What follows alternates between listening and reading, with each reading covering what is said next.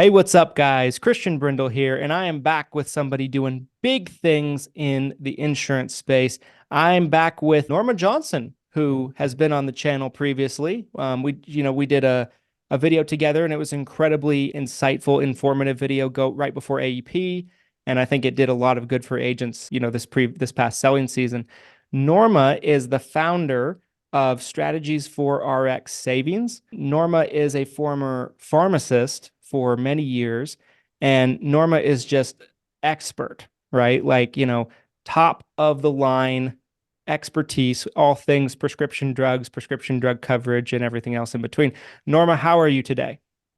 I'm doing okay. I'm kind of exhausted, but I'm doing okay. Yes, yes. Yeah.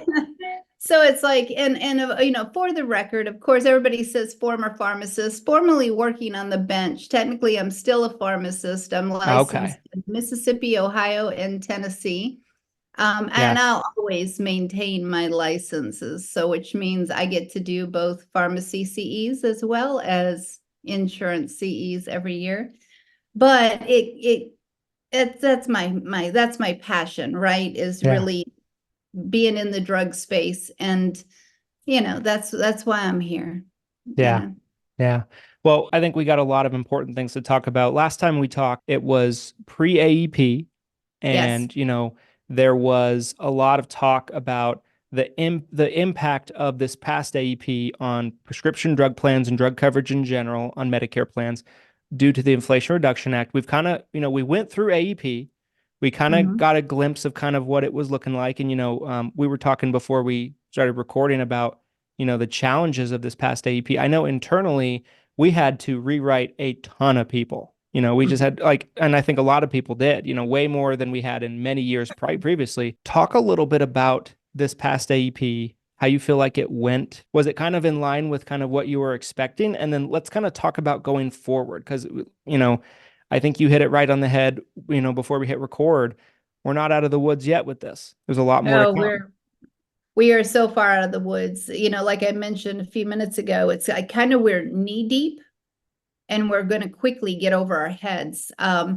So really, when we started going into things, as formulary started coming out, I started screaming and hollering. I went through and I counted formularies. Like I even have in front of me, like the WellCare Value Script plan, the Cigna Saver RX plan, the Silver Script Smart Saver plan. Yeah. And I broke down what kind of numbers do we have in tier 1, 2, 3, 4, 5, and 6. And it was astonishing to me. And I expect this kind of stuff from pharmacy benefit managers. And for the second year in a row, I was screaming, get your people off that Silver Script Smart RX plan. Yeah. Yep. It's not about being a low cost plan. They literally, and I'm looking at the numbers here. So Silver Script Smart RX Saver, or Smart, it's called Smart Saver now. Um, for tier 1 has a 111 drugs on tier 1, which, okay, you think that's a small number. It's okay. It's not, it's all right. I wish there was more. But though comparing that with the WellCare Value Script plan, they also had 111, ironic enough. Tier 2, the Smart Saver plan had 591. But of course, half those drugs people are not even on. And, Yeah. as I'm going through, and it's like, okay, um, the WellCare plan had 184 on tier 2. Tier 3 is where it got interesting. And this is when I started screaming. There was 139 drugs on the Smart Saver tier 3 level. Yeah. On the WellCare plan, there was 509, which seems more realistic. Tier 4, there was 923 drugs on the Smart Saver Tier 4. On the WellCare, there's 622. So literally what they're doing is they're playing with tier levels, right? Because a Hmm. generic can be on tier 1, 2, 3, 4, 5, or 6. Yeah. A brand can Absolutely. be on any tier as well. But when you're going to put only 139 drugs on a tier 3 and the vast majority of drugs on a tier 4, that instantly put somebody into paying 50% of the cost of the med. Yeah. That's That was that's yikes. That's a yikes for sure. that was bad. So of course, 2 years ago, people are saying, well, my people are only on, low cost generics. Okay, I get it. But you had well care this year, right? Well care was 0 or 50 cents. I hadn't heard of any other premium. So why not at least move them to the well care plan so that at least they have more options of what's in tier 3 in the Yeah. event that they start something on a tier 3. So no more can you say, oh, well, it's a low cost plan. Sure, it is, but it's also a trap. Yeah. It's a trap. So of course, we were all very skeptical of what well care. And I told my broker manager, it's like, I hope to hell you got a good price on drugs, because there's really only one option. You either got a good price or we're getting ready to bankrupt you. That's Yep. just the way it is. And that's really where we win, where I can literally, and part of this is my training, I can literally take a drug list, and instead of just plugging it in and having technology tell me, oh, this one's the best price, I can go in and actually look at it and say, well, okay, that one's going to be 40, 50, 60, $70 or more a month. And at the end of the day, it depends on your drugs. If somebody is on an expensive drug, say Repatha, right? Yeah. They're going to get into the gap no matter what you do. It Yeah. doesn't matter which plan, they're in the gap. So if you're in the gap, would I rather be stuck paying $100 or $105 a month premium, or 0 or 50 cents? I'm in the same dang Right. place. Right. So Absolutely. what's the difference? So, I mean, I literally can take something like the well care plan and use strategy to figure out, okay, how do I make that plan the best plan? And you do that. I did this just a couple weeks ago with a client that was in Florida. He was only on 3 drugs. All 3 drugs were dirt cheap drugs. So we had like a blood pressure, a cholesterol, and we had a gout medication, colchicine, which has been around way before me, right? So, I mean, it's been Yeah. around a long time. But the plan, well care in this case, had it at an artificially inflated price. So they were saying it was some ridiculous price, close like $100 and plus dollars per month, which, keep in mind, I know that colchicine is for an acute attack of gout. You only need it in the event that you have an attack, which may Yeah. happen once a year, may not even happen. Yeah. So they don't have to fill it often.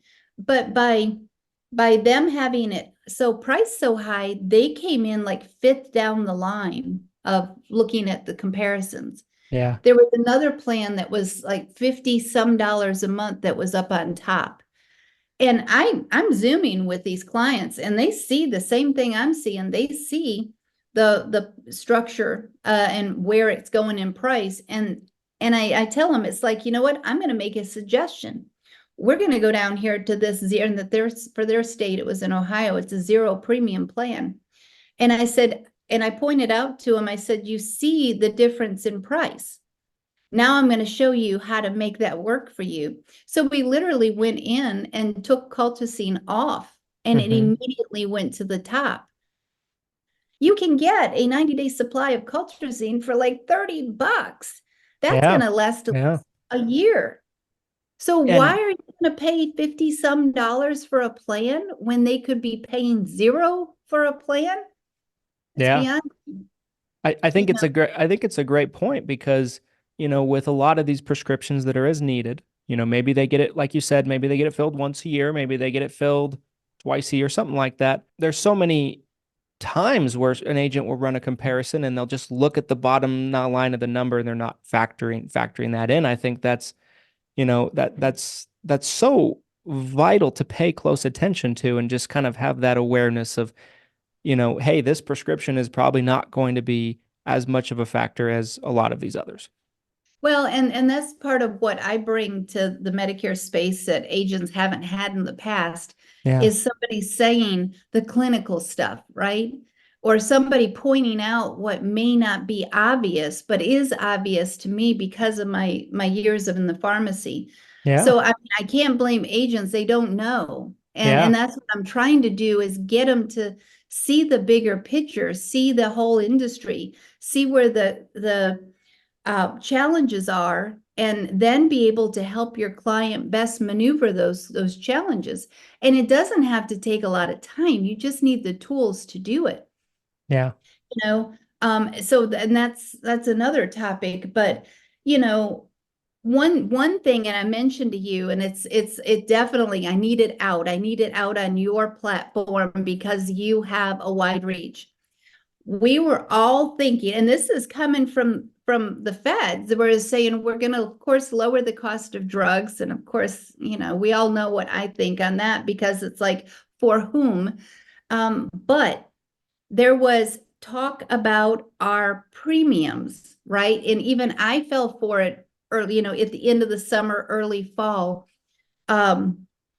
And then I started looking a little bit deeper and I read the law and I thought, okay, we have a problem. And then I got busy with AEP. So it's like, okay, set that to the side for the moment. Premiums are not capped at 6%. Let me repeat that. Our prescription drug plan premiums on our standalone prescription drug plans are not capped, are not capped. So in order to prove it, because some agents, of course, they need proof. Of Now, course. Yeah. one, you can go read the law. Read the law, Yeah. which I read again last night. You see on my little things here.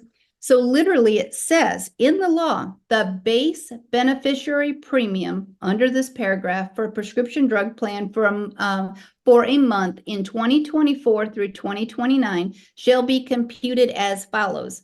And that's where you're getting in year by year from 24 to 25, all the way up to 29, an increase by 6%.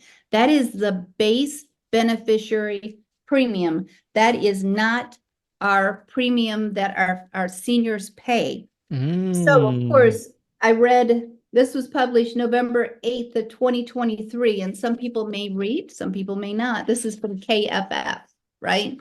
So it's an independent source of health policy research, polling, and journalism.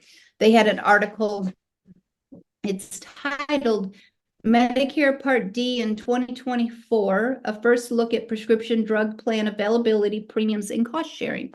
And in here, it also says underneath premiums, although the Inflation Reduction Act included a premium stabilization provision that capped annual growth in the Part D base beneficiary premium at 6% beginning in 2024, the base beneficiary premium is not the same as the amount that Part D enrollees pay for coverage.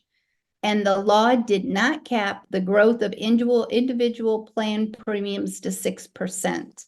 So even, you know, so that is KFF. Then I read, because God, I spend my time reading. I spend all my time working. On January, nope, this one was, I printed then, November 27th of 2023. This is by benefitnews.com. Inflation Reduction Act is causing dramatic rise in Medicare premiums, experts say. And in here, they're quoting a Mary Johnson, ironically enough. She's a Medicare policy analyst at Senior Citizens League. And she says, under the law, Part D base premiums are not supposed to rise more than 6% per year. Those base premiums pertain to the government's negotiation over drug plans, not the bills paid by individual seniors. That cap on the 6% has to do with the government bidding process. What the consumer actually sees can be very different. It goes on to say, but it's not just that the Inflation Reduction Act failed to stop the jump in Part D premiums. It may actually be causing it. And she went on to mention the $2,000 cap, which we know is coming in 2025. Because of so much is going on from cost wise. It's being transferred from Medicare onto these carriers. And when I say the carriers, it's going to the PBMs, which is then going to the carrier. You can't increase their costs like this without somebody is having to pay for it. And like she goes on to say, there is no place for the expense to go except the premium. Because you have to understand our standalone prescription drug plans are not getting the money from Medicare the way the Medicare Advantage plans are getting it, right? That's why they're not zero premium. That's why they have premiums. The premiums happen to pay for what they're putting out. Well, they're going from essentially 20% to upwards of 80% out of pocket. You cannot absorb that much cost without spreading it. So of course it's hitting the premiums. The cost has to come from somewhere. It's a domino effect. It has to come from somewhere. Yeah. So I needed to dispel that myth that they're not capped. Now, does that mean, what does that mean? We've had a tremendous growth. We had double and triple digit growth in premiums for 2024. How much more can the market bear? See, that's the question. Because if they have to go up to where a drug plan is $120 a month, $150 a month, $200 a month, when is it going to be to the point where the client says, yeah, I can't afford that. I'm going to have to go on the Advantage plan. Right? Yeah. Yeah. And that's what I was saying last time. It's like, if these plans get really expensive, we already know that the standalone prescription drug plans, the formularies are not as good. The cost structure is typically not as good. We went from having flat copays a couple years ago, that was in the heyday, to now we have percentages, which means the out-of-pocket for seniors went up. You know, the deductibles a lot of times, right? Or a lot of times higher. Go up. Yeah. So you have to get through the deductible, and then of course, then you end up having the percentages, which we don't like, but unfortunately, that's the nature of the beast. You know, so you look at what's going to happen, you know, or what's it going to cause. Well, of course, our premiums could go higher. They could. What I'm expecting, and we're seeing it a little bit. We saw it a little bit this year, and I don't think a lot of agents. We didn't see it to the point where it crippled agents, but we're going to see it. And that is formulary changes. Because that's where it gets seriously tricky. The drugs that we're used to as agents that, you know, is kind of everyday drugs that we know, you know, Lantus, Advair, Symbicort, the drugs that agents, even though you're not pharmacists, have gotten used to because you've seen it so often. What about when those are not on the formulary? What else do you choose? So formulary restrictions are definitely coming. They're going to shrink. Instead of having a lot of options, if you want a lot of options, you're going to pay the price, right? Yeah, absolutely. So do you really need several different options? If you're only on one inhaler, like Advair, do you need the rest of them on the formulary? No, you only need your drug on the formulary. But what if it's your drug not on the formulary? I mean, if you don't know alternatives, you're not going to know what to look for. So, you know, it's going to be a mess. So my predictions, I'm putting it out here. Now, anything could happen, but my predictions for 2025 is going to be, we are going to see some changes in premium. So, I mean, we hate to say it, but they're going to have to. The pharmacy benefit managers are so out of the realm of understand. I feel actually, and I hate them, but I feel sorry for them because they had this thrust on them. They definitely have done everything they can to fight against it, but now they have no they've been stuck in the mud and now they have to figure out how to swim, right? Yeah. So I bet they're working feverishly right now. Because as we know, bidding will be coming in June like it always does. And I bet I'm sure they're stressed beyond belief. So premiums can be adjusted. The lower premium plans, and I was just in a webinar the other day, last week, actually, that was talking about really the fall of some of our drug plans. Our low costing drug plans, our WellCare value script plans, our Smart Saver plans, our Cigna Saver plans are probably not going to survive. There's no way they can survive at those premiums. They can't. It's not feasible. I mean, otherwise they're going to be bleeding, right? They're going to be bleeding money. So logically, those are going to have to go away. So we as agents have to be prepared to say, okay, what are they going to do? They're not going to just go away. They're going to do what they always have done. So the WellCare value script plan pulls and they roll everybody over into one of their other two PDPs that has higher premiums, right? Yeah. Well, that may or may not be the best fit. Maybe it works, maybe it doesn't. But that's the situation that we very well could end up in. And I hate to say that's I mean, it's quite likely. The other plans, they're gonna restrict the formularies. Now, one thing that did come out that I printed the other day, because other than shrinking formularies and restricting formularies, you could have other hurdles. I always call them hurdles because they are, that the pharmacy benefit manager puts in place, puts in the way of a path for a patient to a medication. So, of course, we all know the word prior authorization, which just the doctor's office has to do more paperwork to prove maybe diagnosis or medical necessity, whatever, to get something approved. They also have step therapy. So the doctor might want somebody on Mubettric, right? We have tons of people. Mubettric is a very expensive bladder control medication. People might want to take it, but at the end of the day, if they never tried any of the alternatives that have been out for years, then why do they want to pay for the expensive one just because the manufacturer wants to charge a lot for it, right? Yeah. So things like the generic Detrol or Ditropan, those are alternatives. If they never tried those, they don't know if they won't work. There is nothing magic about Myrbetriq other than the price tag, right? I mean, Alexis will get you to the grocery store just as well as your Fiat or your Toyota, right? It depends on how much you want it to cost you to get there. So step therapy is going to become a deal.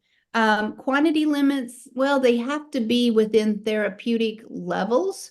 So they can't, if Eliquis 5 milligrams, which is supposed to be taken twice a day, so there has to be, they could be a quantity limit of 60 per month.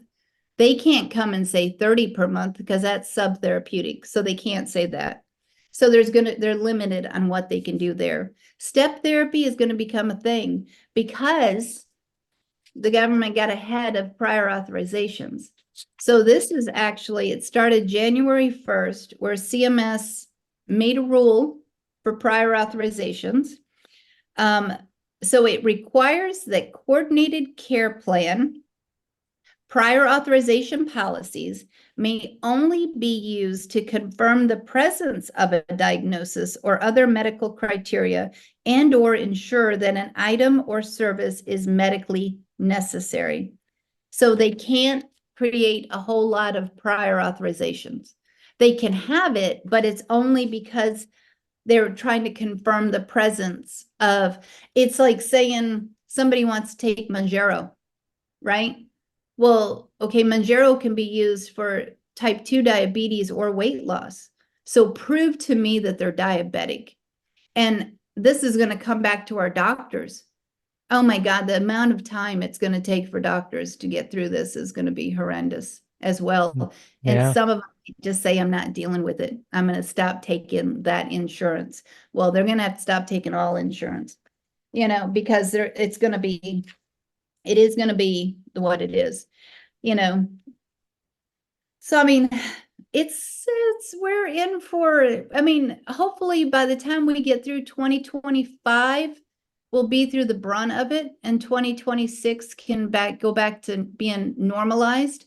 A lot of the next thing is people can say, well, we're going to have the $2,000 cap. I mean, they've been saying that.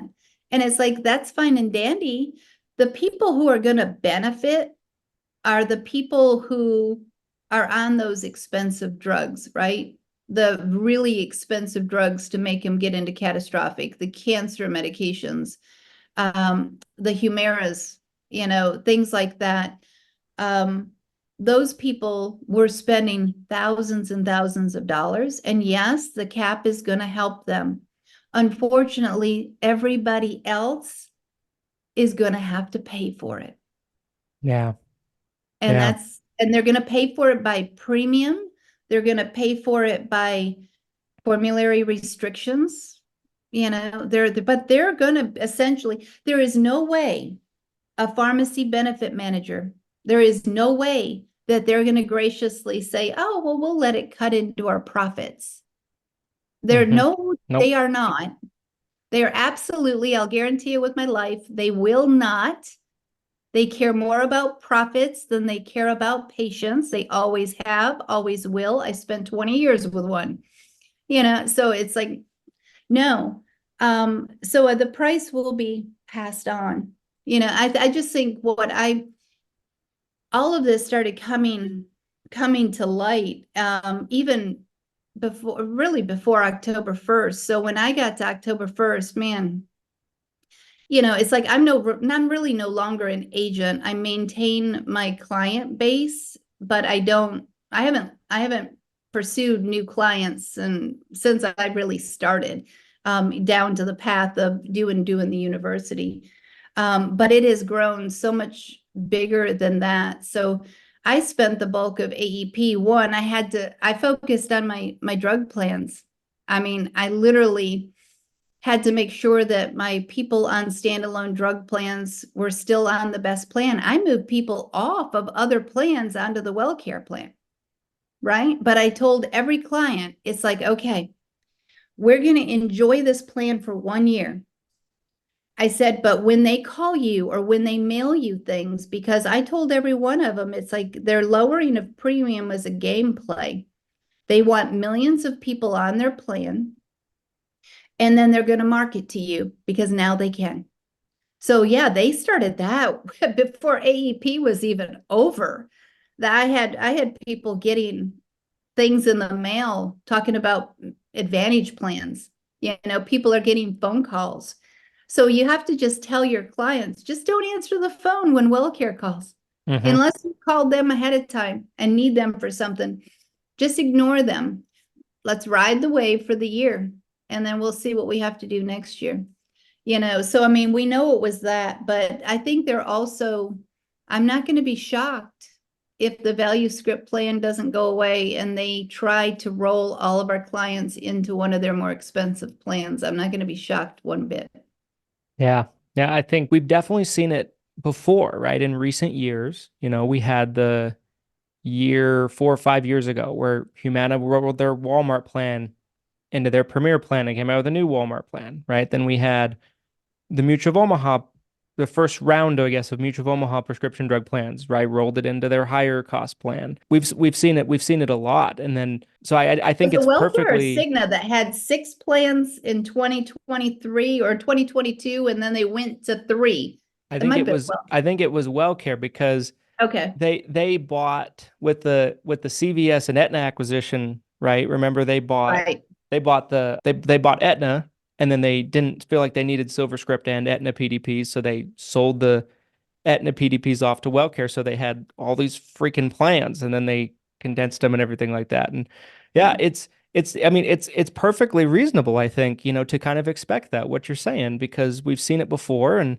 these is unprecedented changes. One thing I wanted to kind of reiterate that you said, just to make sure that everybody watching this really kind of absorbs this, is, you know, going throughout last year, right, and going into AEP, one thing that, everybody was like, well, it'll have, the $2,000 cap come 2025, and we'll have a 6% cap, right, on the premium increases. When we first jumped on today, that was new information for me. I wasn't aware of that, and I think that's a hugely impactful thing that agents need to know about and they need to hear, because, the biggest thing when they first passed the Inflation Reduction Act that I was concerned about was, immediately I thought PDP premiums are going to hell, Mm-hmm. Mm-hmm. and, you know, in so many Facebook groups and forums and conversations, since, probably in the last year, we've seen people commenting and be like, well, don't worry, it's a 6% cap. It's a 6% cap. There's so many people that think it's going to be 6% cap, myself included. Right. And myself Before included this. when it first started, myself included, because that's what the government was saying. Yeah.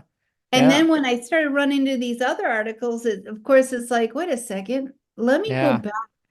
And then I had to figure out exactly, it's not easy to track down this law. Right. I can Then I imagine. had to track this down, and then I had to, like, okay, I got to read it myself. And I'm still the old type. I'm the old student. I highlight. I write, I'm writing, I'm doing math. I But love it. so I had to print it out myself.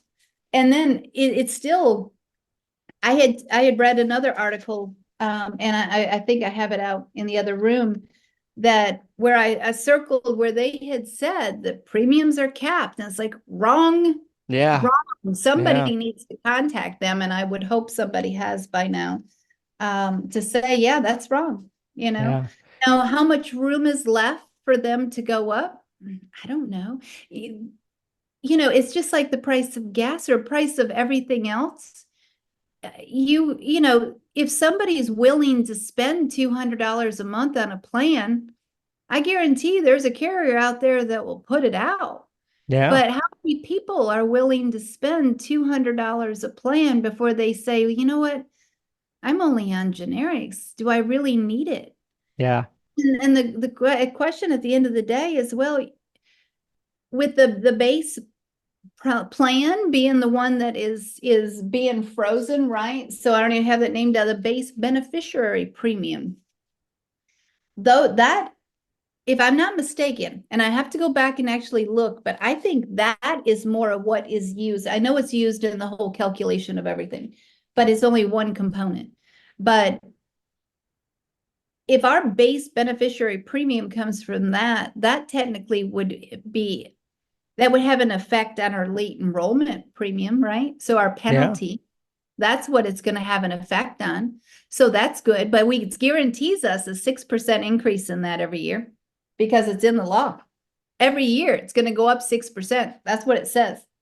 Increase. So they take the previous year and they increase it by 6%. So every single year, all the way up to 2030, it's going up. Well, you think 24, 25, 26, 27, 28, 29, 30, that's 9 years at 6%. It's over 50%. Yeah. I mean, the It's going to go higher.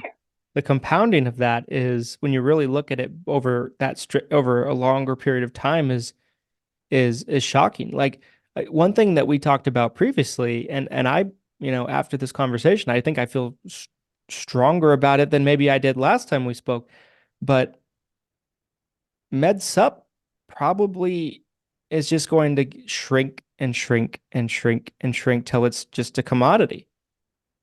It is, unless we help people, right? Yeah. And because I recognize both parts. I do, I have Med Sup people, I have Advantage people. It's not my choice to make, right? It's whatever is best for them. But at the end of the day, the drug plans we know are better in the Medicare Advantage plans, and I Yeah. guarantee they're going to continue to be better, especially for the next year, because Mhm. they're going to because they have the Medicare Advantage plans with the drug plans, they have the money to keep those, the tier levels good, the formularies good. I have because God knows I have way too much time on my hands. I don't. I work. I work constantly. This is such a big deal, and maybe I shouldn't even mention it, but I will.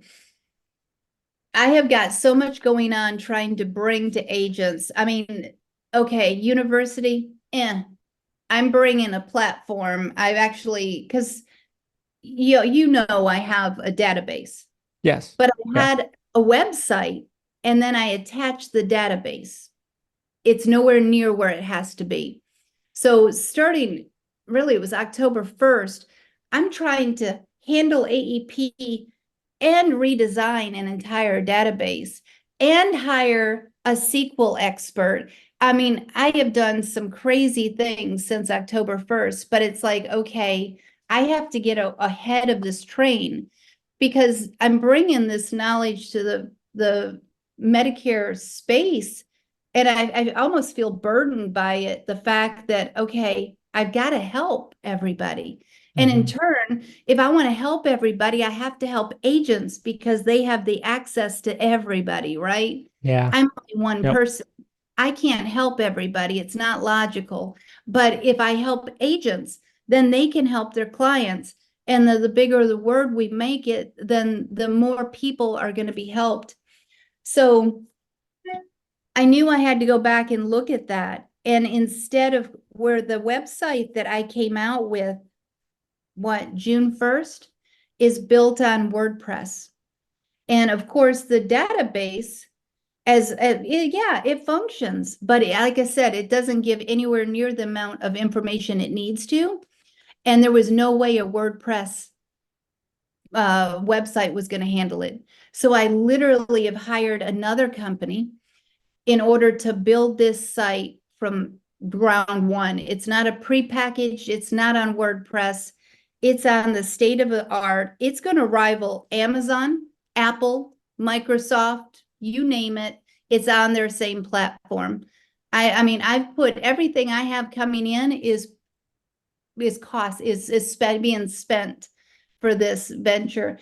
But what I have to give agents is not a university. I need to give them a tool that they're going to be able to use to find the alternatives, right? Right. Because, it's like if you don't know, for example, WellCare, of course, Advair now, the Advair Discus, that's now generic, but that doesn't mean the generic's on the formulary. So Advair, fluticasone, salmeterol, which is the generic of Advair, Bree, or the Symbicort, none of them are on WellCare value script formulary. Well, what is? You know what would be an alternative to those drugs that's on the formulary? Do you know what to look for? And I hate to put you on the spot because you might not know this answer, but it's Brio. Yeah, Brio I is wouldn't have known so off the top of my head. No, and nobody would expect you to because you're not a pharmacist, you don't have that type of background. Flovent. Now, Flovent, the brand name is now not in existence, right? They pulled it. The generic is out there, but it's not on formulary. So what would be an alternative? And I'm not talking like Connexure gives, they have a platform or a database that gives clinical therapeutic alternatives. That's not what I'm doing. I'm giving both therapeutic, but also giving you the edge to say, well, okay, if that's not on the formulary, look for this. Because all you have to do is have the client say, well, go to your doctor and ask if you could be on Brio instead. And of course, Brio technically is better than Symbicort. I know that clinically because it causes less thrush on your tongue. But hey, Symbicort, Brio, okay, fine, they're similar enough. Well, if Symbicort's not on the formulary, look for Brio. Another thing with the Flovent, if Flovent's or its generic is not on the formulary, you need to look for Arnuity. That's going to be in the same drug class. Lantus, if Lantus is not on the formulary, look for Basagular. If that's not on the formulary, what else do you look for, right? That's what I'm giving agents. Like, what else? Well, you're going to look for Semglee. Maybe that's on the formulary. Toujeo, even though that's technically a different strength, it's still in the same drug class. It's just kind of a little bit stronger. Zoltofi and Solic. And some of these names is like, I've never even seen these names myself as a pharmacist. So it's like, okay, maybe I'm not saying it right, but hey, we'll figure it out. And then there's another one, Solcua. I don't even know how to say that one, but that's all in the same drug class. Now Symbicort has the first, what they call the first approved generic. It technically isn't a generic, but it's a generic. It's called Breyna, Breyna. That's a new replacement for Symbicort. I did not find it on anybody's. It's not even pulling up in Sunfire, but it's out. And that very well, if they want to come in hard with their negotiations, they might come in and now we're going to see it. And it's like, what the hell is that? Well, that's another name for Symbicort. It's not technically the generic, but they call it a generic. Kind of like Basagular and Lantus. Technically, it's the same thing, but what we call two different brand names for the same thing. And technically it's not the generic, but they're calling it that. So I mean, that's what I figured out. It's like, well, wait a minute, I need to bring agents a hell of a lot more than what I'm giving them. No longer is it just important to give them alternative savings, but I need to give them more information. So literally, I'm back in the database and it has become so much bigger. I mean, it's going to tell you if it's a brand or a generic, because that's going to tell you, okay, do I look for a generic? Do I not look for a generic? Is this a generic? I don't know, right? So brand or generic, it'll tell you, to the best of my ability, is it part D or is it part B, right? Because I get asked that question all the time. It's going to give you alternatives to, if there are alternatives. Now, some drugs, I'm not going to give you alternatives for. HIV meds, I'm not going to give you alternatives for, because it's too risky. It's best to just have your client go talk to their doctor. However, I give you notes. So it's going to actually give you Norma's comments, I think is what I called Norma's thoughts. I don't know what I called it. It's something. I might change the name before it gets there, but it's kind of like, for HIV meds, the first thing I want somebody to do is understand that there's a grant. Nobody on HIV meds should be paying, their tier 5 copay for medication, period. There is a grant on literally every single grant has an HIV grant, and every one of them has been opened every year or all year long. So there's no reason for them to be spending money. A grant would be my first go-to, but then it all depends on the drug. Some are generic. Some it's best to, if it's like, okay, if you make too much money for a grant and you don't get a grant, okay, then get it from Cost Plus Drugs, because he has come back and there's a lot of HIV meds that he has on his discounted drug list. And as we know, that's just cost-based, right? So that's an option. But I mean, so I am knee-deep, not knee-deep, I am way deeper than that. I mean, I literally moved myself out of my house. That's how focused I am. I rent an apartment and I've moved myself into it. And I told the boyfriend, it's like, you got to give me a year. I need a year, because it's going to take everything I've got. I don't need to be focused on anything else. All of my time needs to go into rebuilding this database, because it's going to absolutely be essential for the Medicare space come 2025. So, I mean, that's how serious I am. Wow. Because I'm very passionate about helping seniors, to where it's like, and he knows, it's like, all right, my next thing is you're gone. So either you can give me a year to do what I need to help seniors and to help agents, or you're gone, one or the other. But I literally have moved it was over Christmas when I officially moved in here, still waiting on living room furniture. It's the only thing they're taking forever, but it should be here in the next week and a half. But I can live without that as long as I have a bed in an office, right? Mm-hmm. But that's how passionate I am in bringing this. So the money that I'm spending, that site is costing me well over $50,000. But it's no longer going to be just a university. It's going to be mind-boggling. I can't wait. Now I'm being given time frame of March, which is pushing it. But it should be out before Six Figure, should be out before the other big conference that we all tend to come sometimes go to.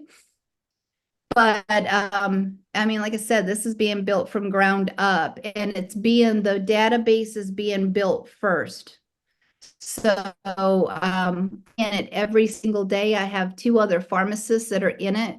There's a lot of clinical stuff we have to look up with our references to know, okay, what would technically be an alternative. And then I have to go through and I'm knee deep in formularies because it's like I have to target those things.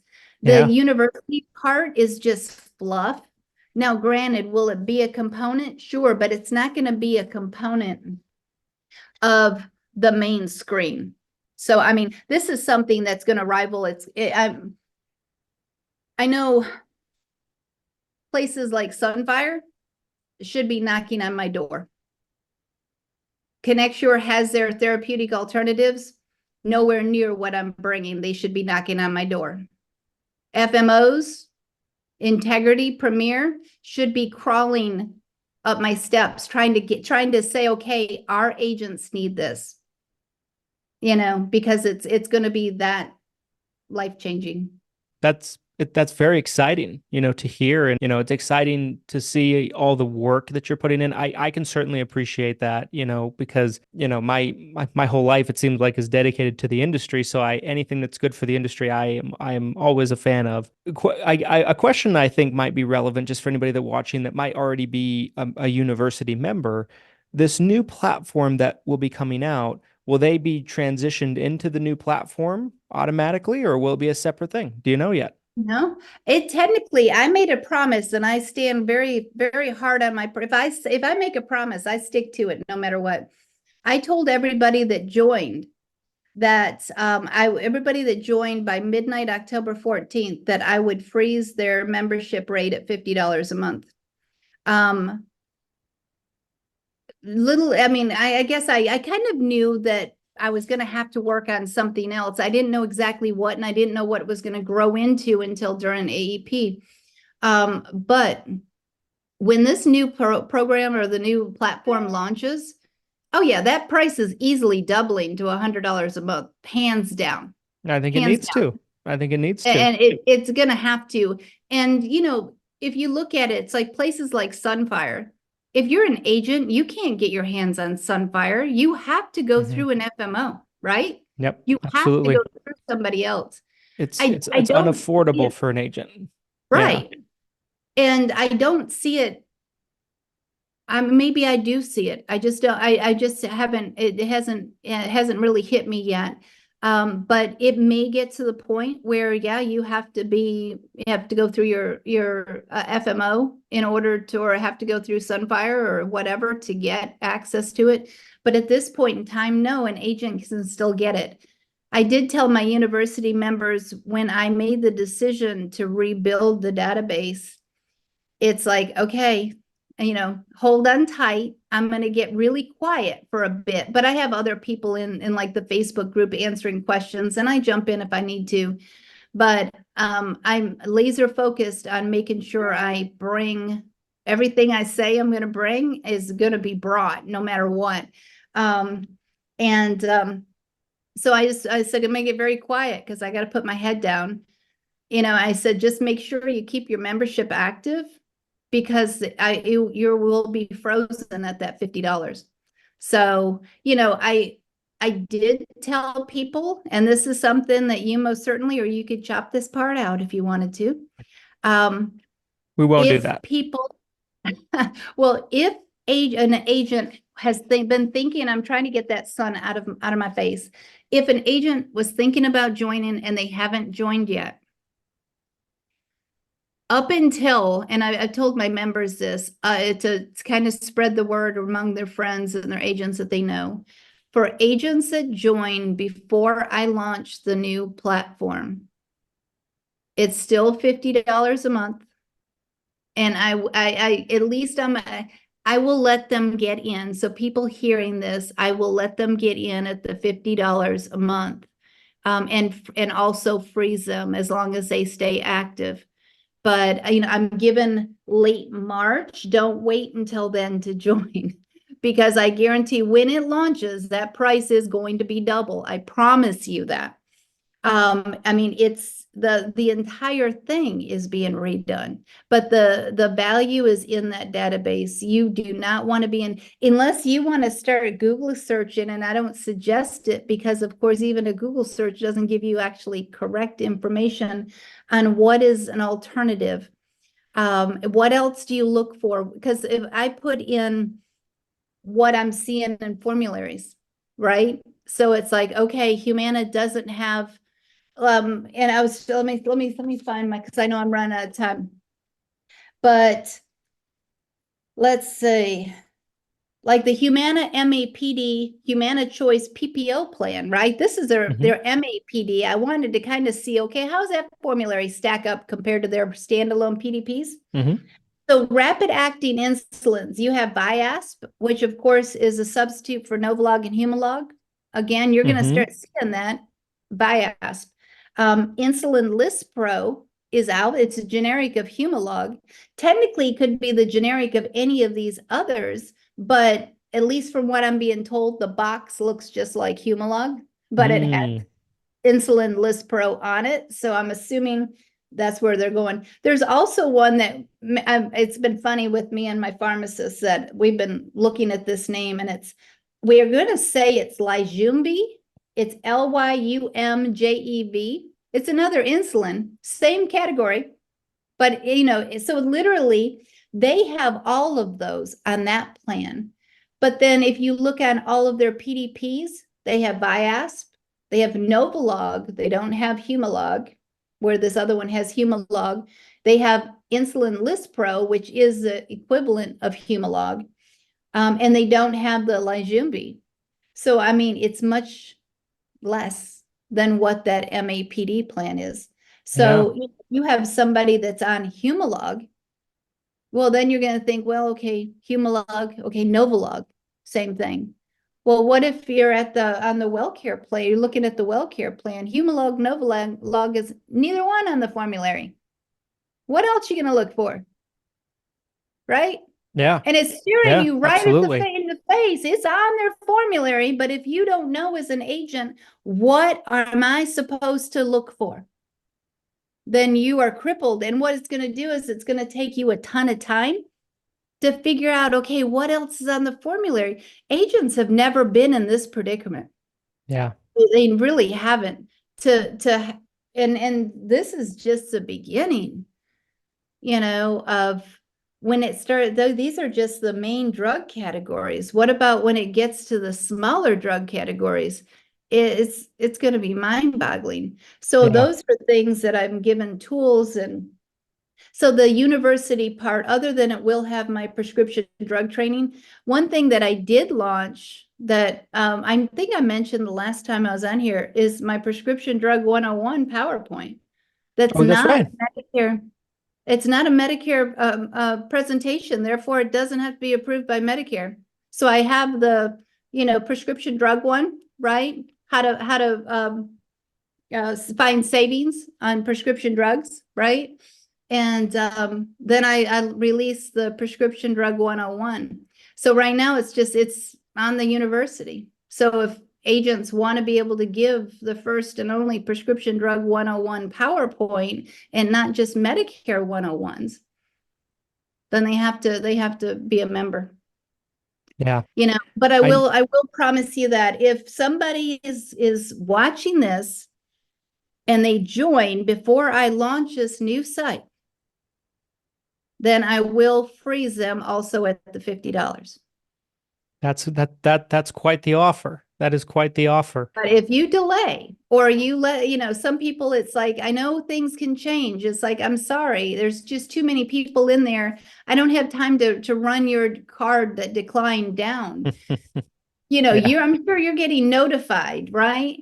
And it's like, make sure you stay active and just hold back. I mean, you think if you pay in February and March, and just say April, but I'm expecting March, or at least April 1st to come out, that's $150, $50 a month, to be saving $50 per month going forward on the absolutely mind-boggling platform that nobody else has. Yeah, and that will add up. It'll add up and over time, and that's a tremendous offer. If anybody is wanting to kind of take advantage of that, this video is going out in January. So just keep that in mind, right? Like you have January, you have February to take advantage of this. We'll include the link in the description of the video, guys. So just go down to the description. It'll be the first thing you see in the description, and we'll link that for you. So anybody that wants to take advantage of it and take Norma up on that offer will be able to do so. And, I can say, several of our agents, and several of our best agents, I have, done Norma's program, are, members of Norma's, university, and have used Norma's training, on seminars and things like that, and done very well with it, so like I have seen it with our own partners, that have been involved with it, and they can't say enough good things about the training and what's taught and everything like that. So take advantage of it, guys. Take advantage of it. And going forward, we're not, it's not, I need to redefine it, because it's a platform, right? It's a database. Yes, I give other things inside of that. It's kind of like Sunfire, right? Sunfire, it's not a university, it's a platform. And really where I'm going is it's a platform. It's a tool that you absolutely need in order to get your job done. Yeah. And then there's just some added, benefit of inside of there. But that's where I said it. We're going from a website with a database attached to we're a database. It's like looking up GoodRx, or looking up Single Care or any other discount card. It's actually going to look better than theirs. I'm excited. well, I'm excited. I'm excited to see some of the features and hear everything about it once it's ready, and very exciting. Very exciting. Norma, I want to be respectful of your time, but thank you for all the time you spent and all the knowledge you brought, as always. And if anybody wants to possibly get in touch with you, maybe they wanted to ask you some questions about the program, or maybe they just wanted to follow you on social media or anything like that, where's the best place? Probably the best thing to do is email me, because my Facebook group, technically, unless it's my personal one, the university one is private, but just email me if you have questions. So it's it's Norma at, I was going to give you my website. It's Norma at your Medicare Pharmacist.com. Awesome. And I know I'm excited to be talking at Savannah. Yes, absolutely. And, I don't know how much time I have. You're gonna have to tell me so that I can cut down content, but I'm gonna be exhausted after that one, because agents that don't, maybe hopefully they all view this, but there's gonna be so much more that I know as we go, like, get closer to that we're gonna cover a lot of this, and I'm gonna bring a lot more alternatives, and maybe some surprises. So we'll see how creative I get. Well, I love it.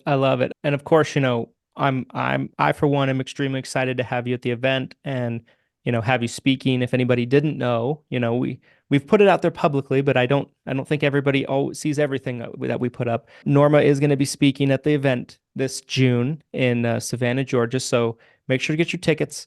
Come out and see Norma. Spend some time. You might even be able to have a private conversation with her, one-on-one conversation with her. Get to meet her. And you never know what I might end up bringing, because with the site will be live then. So I have every intention of having a screen at my booth, to where it's hooked up, and people will be able to tinker with the database and see what it looks like and what value it draws, it gives. Well, I'm really excited.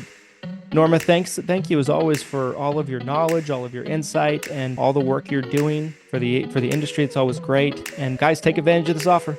Links in the description. And as always, if you like this video, make sure to give it a like. It helps more people just like you who need to see this information find it easier. Comment your thoughts down below, subscribe for future videos, and we'll see you guys next time. All those things. Thanks, Christian.